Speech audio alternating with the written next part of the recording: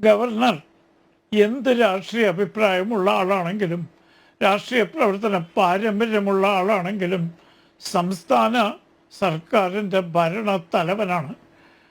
ഭരണഘടനയിലെ 154 അനുച്ഛേദം അനുസരിച്ച് സർക്കാരിൻ്റെ തലവനായിട്ടാണ് അദ്ദേഹത്തെ കാണുന്നത്. ആ സർക്കാർ തലവനാണ് നയപ്രഖ്യാപനം നടത്തുന്നത്. നയപ്രഖ്യാപനം സ്വന്തം നയപ്രഖ്യാപനമല്ല, താൻ തലവനായ സംസ്ഥാന സർക്കാരിൻ്റെ ജനങ്ങൾ ഭൂരിപക്ഷത്തോടുകൂടി തിരഞ്ഞെടുക്കുന്ന മന്ത്രിസഭ നിർണ്ണയിക്കുന്ന നയങ്ങൾ പ്രഖ്യാപിക്കുന്നത് ഗവർണറാണ്. അത് സ്വന്തം അഭിപ്രായമല്ല, മന്ത്രിസഭയുടെ അഭിപ്രായമാണ്. അത് അദ്ദേഹം ഭംഗിയായി നിർവഹിച്ചില്ലേ? അപ്പോൾ ആ ഭരണഘടന ചുമതല അദ്ദേഹം നിർവഹിച്ചു കഴിഞ്ഞു. അദ്ദേഹത്തിന് ഇഷ്ടമായിട്ടുള്ള കാര്യങ്ങളല്ലോ ആണോ? ആകാൻ വഴിയില്ല. പക്ഷെ അവിടെ ഗവർണർ എന്ന പദവി വഹിക്കുന്ന ആൾ നിർവഹിക്കേണ്ട ചുമതല ഭംഗിയായി അദ്ദേഹം നിർവഹിച്ചു. തൻ്റെ സർക്കാരിൻ്റെ നയപ്രഖ്യാപനം അദ്ദേഹം ഓരോ കൊല്ലവും വായിക്കും. ഇതാണ് ഒന്ന്. രണ്ട്, കാര്യമായി അദ്ദേഹത്തെ വിമർശിക്കുന്നത് ഒരു കാര്യത്തിലാണ്. ബില്ലുകൾ പിടിച്ചു വയ്ക്കുന്നു. ബഹുമാനപ്പെട്ട സുപ്രീം കോടതി തന്നെ പറഞ്ഞിട്ടുണ്ട്, ബില്ലുകൾ ഒപ്പിടാൻ ഭരണഘടന സമയം നിർണയിച്ചിട്ടില്ല, ഒരു ന്യായമായ സമയത്തിനുള്ളിൽ ചെയ്യണം. ഇവിടെ 2-3 ബില്ലുകൾ, ഒരുപാട് ബില്ലുകൾ അദ്ദേഹം ഒപ്പിട്ട് കൊടുത്തു. 2-3 ബില്ലുകളുടെ കാര്യത്തിൽ അദ്ദേഹത്തിന് സംശയങ്ങളുണ്ട്. ആ സംശയം ദൂരീകരിക്കാൻ പലതവണ മുഖ്യമന്ത്രിയെ കണ്ടു, മുഖ്യമന്ത്രിയോട് ഉപദേശകർത്താൾ കണ്ടു. വ്യക്തമായ വിശദീകരണം കിട്ടിയില്ല എന്നാണ് ഗവർണറുടെ പക്ഷം. അല്ലാത്ത ബില്ലുകൾ അദ്ദേഹം രാഷ്ട്രപതിക്ക് റെഫർ ചെയ്തു. പിന്നെ ബഹുമാനപ്പെട്ട സുപ്രീം കോടതി പറഞ്ഞു, അനാവശ്യ കാലതാമസം വരുത്തുന്നു. ഏത്? 25 കൊല്ലത്തെ ക്രിമിനൽ അപ്പീലുകൾ തീർക്കാൻ പറ്റാത്ത സ്ഥാപനമാണ് 6 മാസത്തെ കാലാവധിക്ക് ഗവർണറെ വിമർശിക്കുന്നത്. നിങ്ങളൊരു കാര്യം മനസ്സിലാക്കണം, നമ്മുടെ കേരള ഹൈക്കോടതിയിൽ 2ാം അപ്പീൽ, അതായത് 2 കോടതി കഴിഞ്ഞ് 3ാമത്തെ അപ്പീൽ ഹൈക്കോടതിയിൽ കൊടുക്കുന്നത് 25 കൊല്ലം പഴക്കമുള്ള 2ാം അപ്പീലുകൾ ഇപ്പോഴും തീർപ്പാകാതെ കിടക്കുന്നുണ്ട്. അത് ജുഡീഷ്യറിയുടെ പാളിച്ചയാണ്.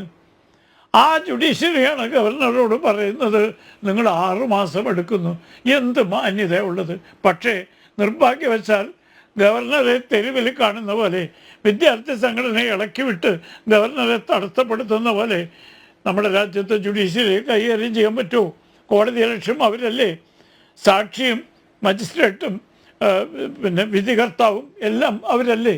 ആ ഒരു പ്രത്യേകത നമ്മൾ മനസ്സിലാക്കി. അപ്പോൾ 6 മാസം കൊണ്ട് ബില്ല് പാസ്സാക്കണം എന്ന് പറയുന്ന സ്ഥാപനത്തിനോട്, സാർ 25 കൊല്ലം പഴക്കമുള്ള കേസ് നിങ്ങളൊന്ന് വേഗം തീർത്തു തരൂ എന്ന് ആരോട് സങ്കടം പറയും? ഈ വസ്തുത നമ്മൾ മനസ്സിലാക്കിയാൽ മതിയാവും. എല്ലാ ഭരണഘടനാ സ്ഥാപനങ്ങളിലും പാളിച്ചകളുണ്ട്. ഇത് ഈ രാജ്യത്തിൻ്റെ നിർഭാഗ്യമാണ്. നമ്മുടെ ഭരണഘടനയിലെ 3 നെടും തൂണുകളും ജനങ്ങളെ പാടെ പരാജയപ്പെടുത്തിയിരിക്കുകയാണ്. അത് നമ്മൾ മനസ്സിലാക്കിയാൽ മതി.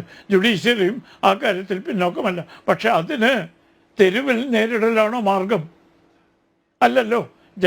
എൻ്റെ സുഹൃത്ത് സുരേഷ് ബാബു പറഞ്ഞതിനോട് ഞാൻ പരിപൂർണമായി യോജിക്കുന്നു. പ്രതിഷേധിക്കാൻ അവകാശമുണ്ട്. ഗവർണർ തെറ്റ് ചെയ്താൽ തിരഞ്ഞെടുക്കപ്പെട്ട മന്ത്രിസഭയ്ക്ക് വിമർശിക്കാൻ അധികാരമുണ്ട്.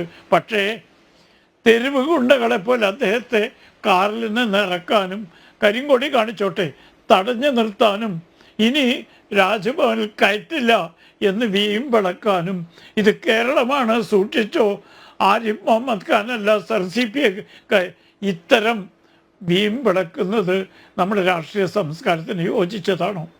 അത് ഇടതുപക്ഷ പുരോഗമനം എന്ന് അവകാശപ്പെടുന്ന ആളുകൾ, അവർക്ക് യോജിച്ചൊരു പ്രവൃത്തിയാണോ? എനിക്ക് എൻ്റെ സുഹൃത്ത് സുഭാഷ് ബാബുവിൻ്റെ